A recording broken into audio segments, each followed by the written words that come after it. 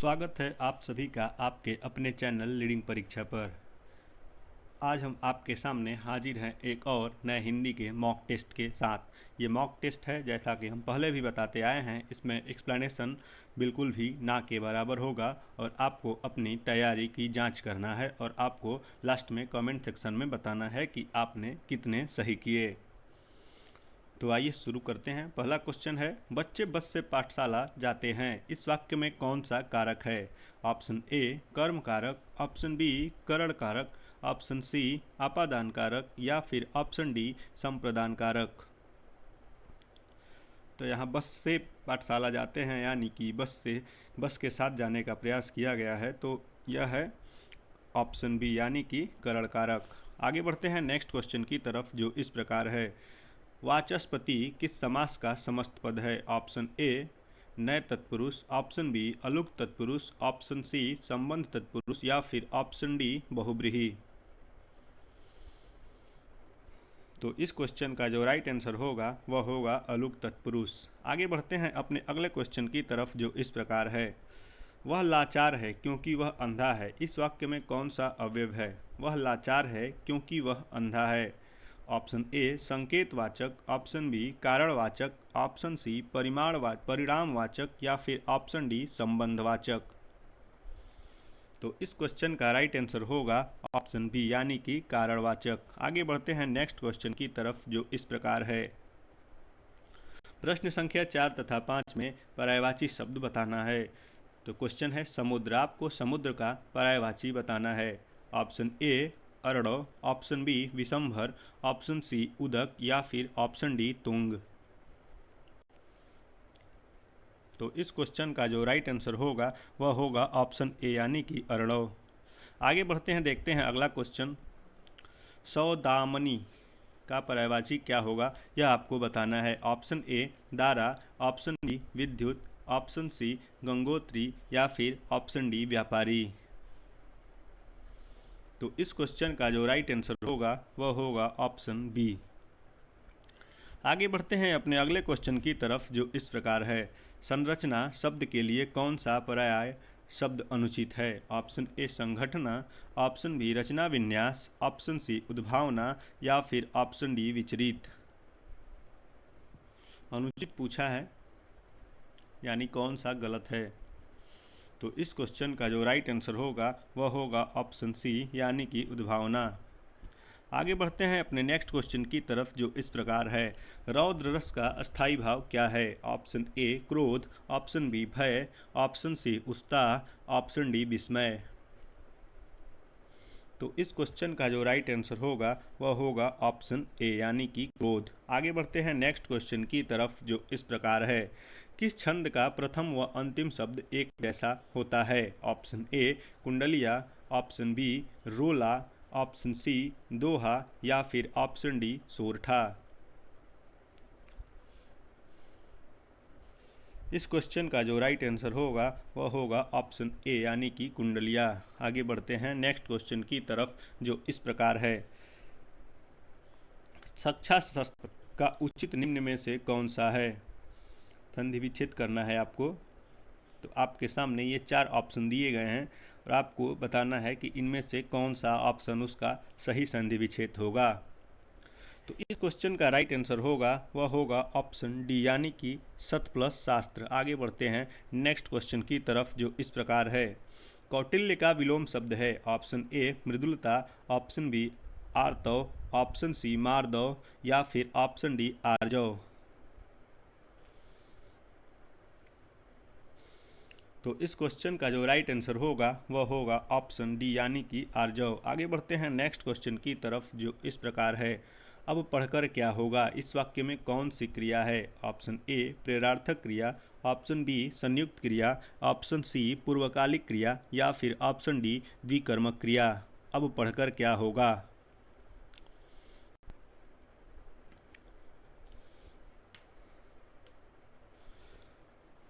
अब पढ़कर क्या होगा, इस वाक्य में कौन सी क्रिया है?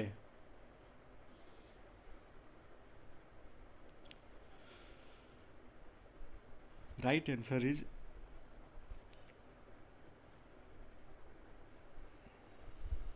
Right answer is option C यानी कि पूर्वकालिक क्रिया। आगे बढ़ते हैं नेक्स्ट क्वेश्चन की तरफ जो इस प्रकार है। किस वर्ण का उच्चारण स्थान कंठ तालु है? ऑप्शन ए ओ, ऑप्शन बी ए, ऑप्शन सी ह या फिर ऑप्शन डी छ।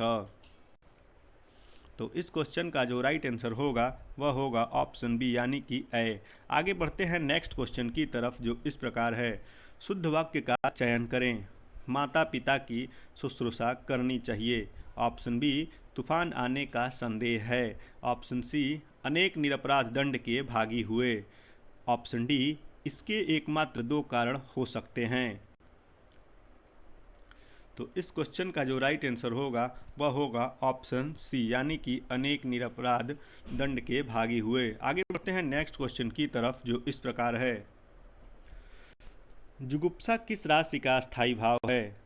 अद्भुत, भयानक, ऑप्शन सी विभत्स या फिर ऑप्शन डी रौद्र। यहाँ पे राशि नहीं, यहाँ पे रस होगा।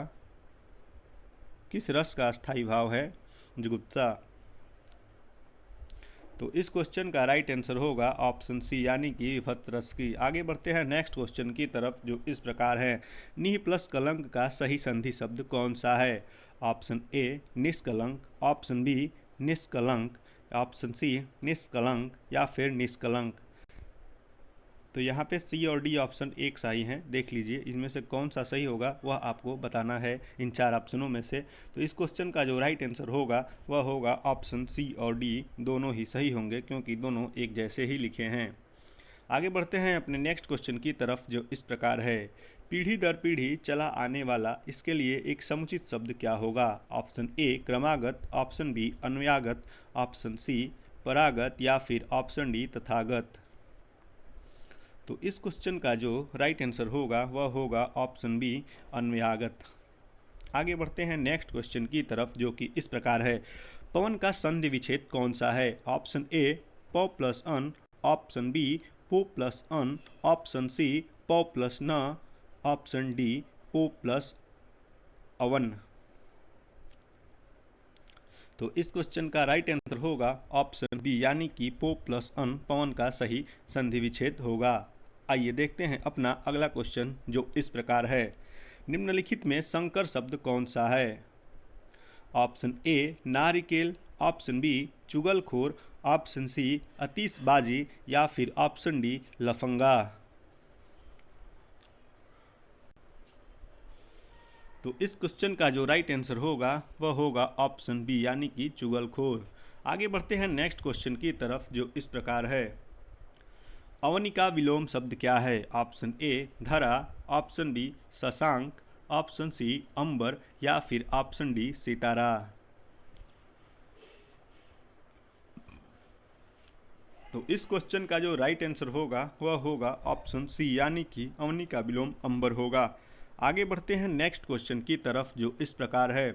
निम्न में से कौन सा व्यंजन संघर्षी है?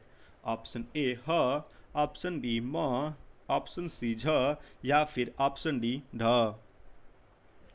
ठ। तो इस क्वेश्चन का जो राइट आंसर होगा वह होगा ऑप्शन ए यानी कि ह हमारा संघर्षी है। आगे बढ़ते हैं नेक्स्ट क्वेश्चन की तरफ जो इस प्रकार है। शुद्ध वाक्य का चयन करना है। हमारा ऑप्शन ए है इस ग्रंथ का निर्माण तुलसीदास ने किया। ऑप्शन बी समाज की वर्तमान दशा चिंताजनक है। ऑप्शन सी मैंने तरह तरह के रेशम के कपड़े पसंद किए। ऑप्शन डी तुम्हारी दृष्टि तुम्हारी पुस्तक पर होनी चाहिए।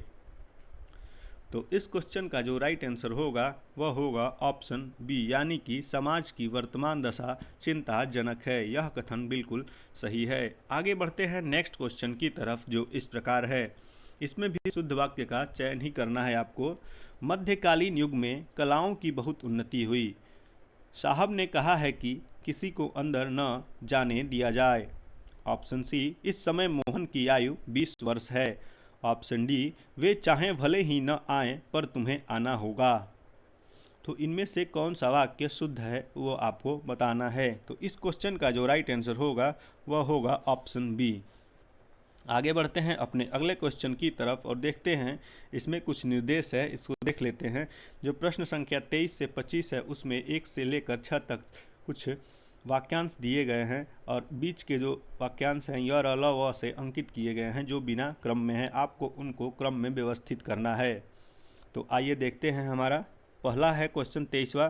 इसमें पहला स्टेटमेंट है जो इनका वाक्यांश है, मजदूरों की बस्तियों में, और छठा है बिगड़ने की संभावना बनी रहती है। तो आपको इनको अरेंज करना है। मैं आपको समय देता हूँ, आप इसको करिए, उसके बाद मैं इसका आंसर बताऊंगा।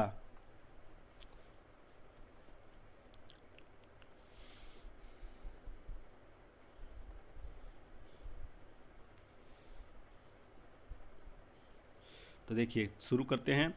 मजदूरों की वस्तुओं में, फिर उसके बाद व्यक्तियों के अपेक्षाकृत अनजान होने से, यानी कि फिर उसके बाद आ गया र, फिर उसके बाद आएगा व्यक्तियों के अपेक्षाकृत अनजान होने से तथा मनोरंजन शिक्षा आदि की सुविधाओं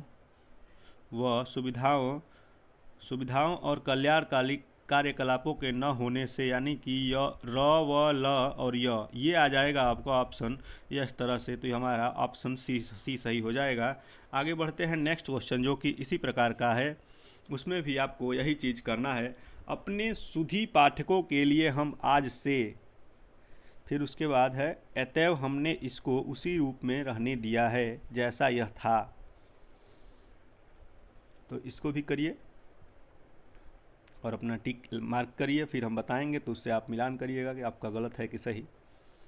क्योंकि यह मॉक टेस्ट है तो इसमें ज़्यादा हमसे उम्मीद न रखिए, आप खुद को चेक करना है आपको। तो आइए जानते हैं इसका आंसर। तो वह होगा ऑप्शन सी, यानी कि र य व ल बीच में सही क्रम में आएंगे। आगे बढ़ते हैं नेक्स्ट क्वेश्चन की तरफ जो इस प्रकार है। दूरदर्शन पर प्रदर्शित दो धारावाहिक, यह पहला स्टेटमेंट का है, और लास्ट में जो है अपने सारे काम काज छोड़ देते हैं। बीच में य र ल व हैं, आपको इनको व्यवस्थित करना है और इस तरह का यह लास्ट क्वेश्चन है। यह मॉक टेस्ट आपके आगामी एग्जाम्स को ध्यान में रख के बनाया गया है। तो इस तरह के क्वेश्चन आपको आपके आगामी एग्जाम्स में देखने को अवश्य मिलेंगे और ये आ ही रहे हैं आजकल।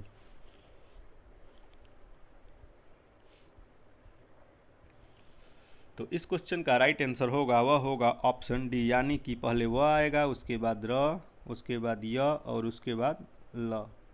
चलिए आगे बढ़ते हैं नेक्स्ट क्वेश्चन की तरफ जो इस प्रकार है। राम वृक्ष बेनीपुरी की रचना माटी की मूर्तें किस साहित्य विधा से संबंधित है? ऑप्शन ए यात्रा वृत्तांत, ऑप्शन बी उपन्यास, ऑप्शन सी रेखा चित्र या फिर ऑप्शन डी नाटक।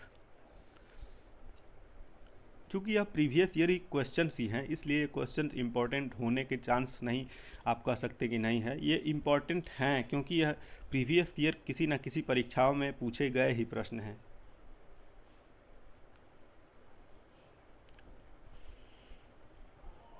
तो इस क्वेश्चन का राइट आंसर होगा, वह होगा ऑप्शन सी, यानी कि यह एक रेखा चित्र है। राम वृक्ष बेनीपुरी की रचना माटी की मूर्तें अपने आप में एक इम्पॉर्टेंट क्वेश्चन बनता है कि माटी की मूर्तें किसकी रचना है और यह क्या है? तो यह एक रेखा चित्र है। आगे बढ़ते हैं नेक्स्ट क्वेश्चन की ओर, देखते हैं अपना अगला क्वेश्चन। निम्न में से कौन सी बोली पूर्वी हिंदी के अंतर्गत नहीं आती?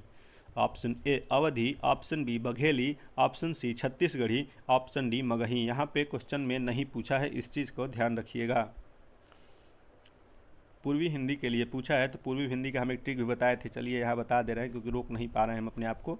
ए बी सी, अवधी, बघेली और छत्तीसगढ़ी, ये तीनों होती हैं तो इसमें मगही नहीं होती है। तो इस क्वेश्चन का राइट आंसर ऑप्शन डी हो जाएगा। आगे बढ़ते हैं नेक्स्ट क्वेश्चन की तरफ जो इस प्रकार है। भारतेंद्र हरिश्चंद्र का कौन सा नाटक बंगला भाषा से अनुदित है? Option A Vidya Sundar, option B Chandravali, option C नई चाल में ढली, ऑप्शन डी कविवचन सुधा।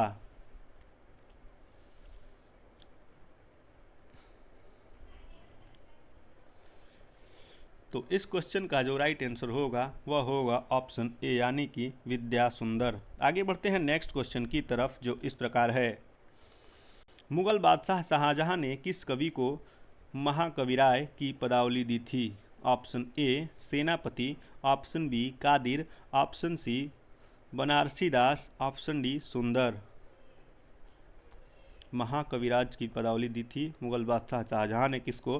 तो वह था सुंदर, ऑप्शन डी यानी कि सुंदर इसका राइट आंसर हो जाएगा। नेक्स्ट क्वेश्चन की तरफ बढ़ते हैं जो इस प्रकार है, रिक्त स्थान में उचित शब्द भरे। व्यंग लेखक सामाजिक डैश, यहाँ पे ही आपका रिक्त स्थान है, मान ली यहाँ पे ही रिक्त स्थान है, सामाजिक पर तीखा प्रहार करता है। व्यंग लेखक सामाजिक पर तीखा प्रहार करता है। ऑप्शन ए अनुरूपता, ऑप्शन बी अभिरामता, ऑप्शन सी संगति या फिर ऑप्शन डी विद्रूपता। तो इस क्वेश्चन का जो राइट आंसर होगा वह होगा ऑप्शन डी यानी कि व्यंग लेखक सामाजिक विद्रूपता पर तीखा प्रहार करता है। आगे बढ़ते हैं नेक्स्ट क्वेश्चन की तरफ जो इस प्रकार है, निम्नलिखित में से कौन ज्ञानाश्रयी शाखा के कवि है। Option A Kabirdas, option B Tulsidas, option C Rahimdas या फिर ऑप्शन डी मलिक मोहम्मद जायसी। ज्ञानाश्रयी शाखा का पूछा है, प्रेमाश्रयी का नहीं, ज्ञानाश्रयी का। तो इस क्वेश्चन का राइट आंसर होगा वह होगा ऑप्शन ए यानी कि कबीरदास। आगे बढ़ते हैं नेक्स्ट क्वेश्चन की तरफ जो इस प्रकार है, जयचंद्र प्रकाश नामक महाकाव्य के लेखक हैं। Option A Baldev Chandra, option B Bhagwan Singh, option C Chand Bardai, option D Bhatt Kedar.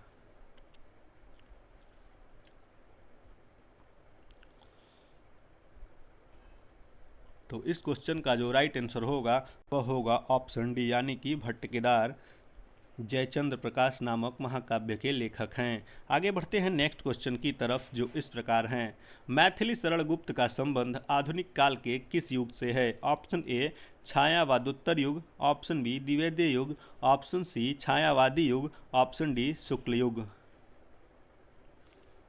तो इस क्वेश्चन का जो राइट आंसर होगा वह होगा ऑप्शन बी यानी कि द्विवेदी युग। आगे बढ़ते हैं अपने नेक्स्ट क्वेश्चन की तरफ जो इस प्रकार है, ठिठुरता हुआ गणतंत्र इस व्यंग्य संग्रह के व्यंग्यकार कौन हैं। ऑप्शन ए Maithili Sharan Gupt, option B Bhavani Prasad Mishra, option C Dharmveer Bharti या फिर ऑप्शन डी हरिशंकर परसाई। ठिठुरता हुआ गणतंत्र, तो इस क्वेश्चन का जो राइट आंसर होगा वह होगा ऑप्शन डी यानी कि हरिशंकर परसाई। आगे बढ़ते हैं अपने आज के अगले क्वेश्चन की तरफ जो इस प्रकार है, निम्नलिखित रचनाओं को उनके साहित्य की विधा के साथ सुमिलित करके सही उत्तर का चिन्हित करें। तो आप अपना आंसर मार्क कर लीजिए, मैं समय देता हूं। दोस्तों आज की हमारी यही सेशन का लास्ट क्वेश्चन है। आपको यह वीडियो कैसी लगी आप हमें कमेंट बॉक्स में अवश्य बताइएगा, और आपके कितने प्रश्नों के उत्तर सही हुए यह भी आप हमें बिल्कुल बताइएगा। दोस्तों आपको अगर टॉपिक वाइज हिंदी की प्रैक्टिस करनी है तो हमने इसको प्लेलिस्ट में रखा है इसी चैनल पे, तो आई बटन में उसका लिंक आपको मिल जाएगा, आप उस पर क्लिक करके वहाँ पे कर सकते हैं। वहाँ पे हमने कुछ एक्सप्लेनेशन भी दिए हैं, ट्रिक्स भी दिए हैं जिससे आप चीज़ों को याद रख सकते हैं। तो आइए देखते हैं इस क्वेश्चन का राइट आंसर क्या है। तो इस क्वेश्चन का जो राइट आंसर होगा वह होगा ऑप्शन डी। तो इस तरह से हमारा आज का वीडियो यहीं समाप्त होता है। मिलते हैं आपसे अगले सेशन में, तब तक के लिए दीजिए इजाज़त, धन्यवाद।